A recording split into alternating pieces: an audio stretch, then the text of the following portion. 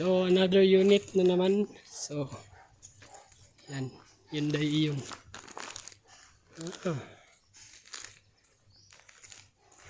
So check natin kung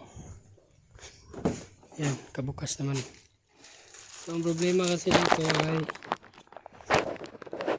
nawawala na yung aircon pag long drive. So bago na yung compressor nito. Yan. So wala ding leak, mandar din to.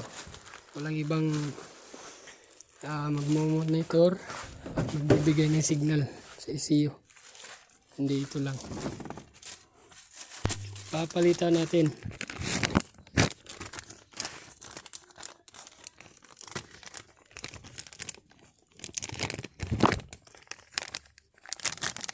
Papalitan natin ng thermistors.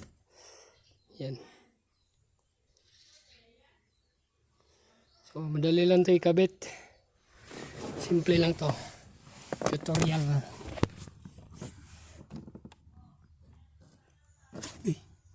Ay ko.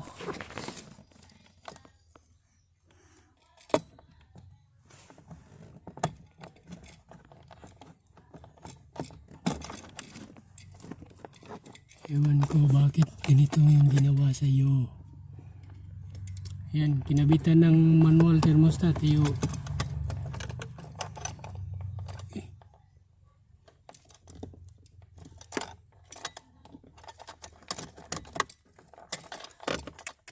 bakit may manual thermostat?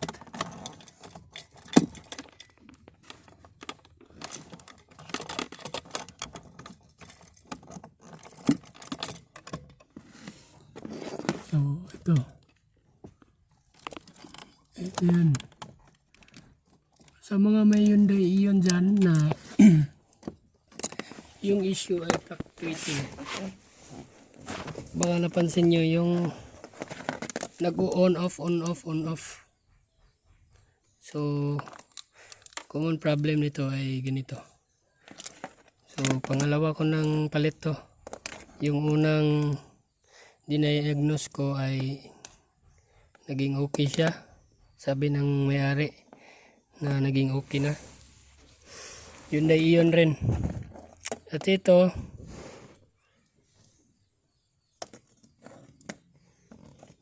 check natin to kung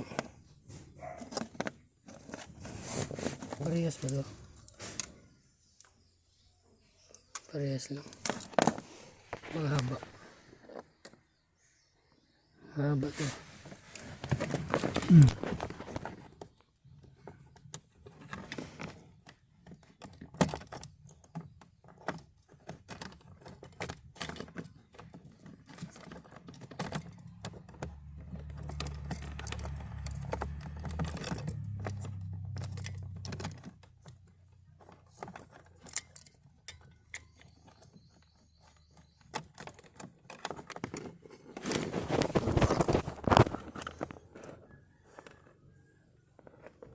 Ikli yung sa kanya.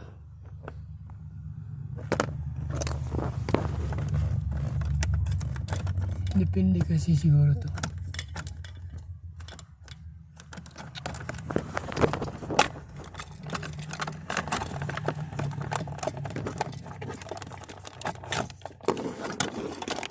Tanggalin na natin yung guma na yan.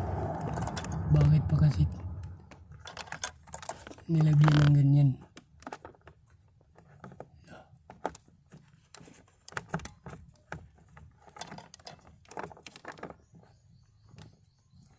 Nabali patuloy yung luma.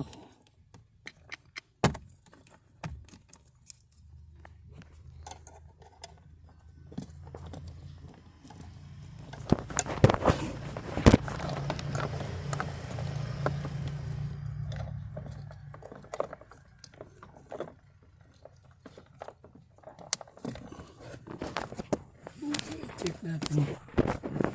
Ito.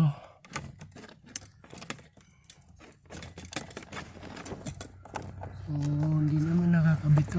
Pwede na tanggalin to. Para maayos to.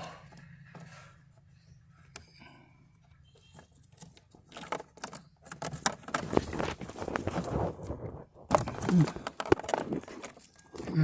yan. Yan.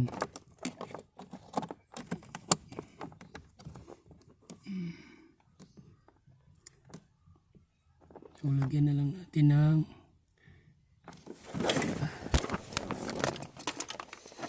kasi check natin to kung maging okay.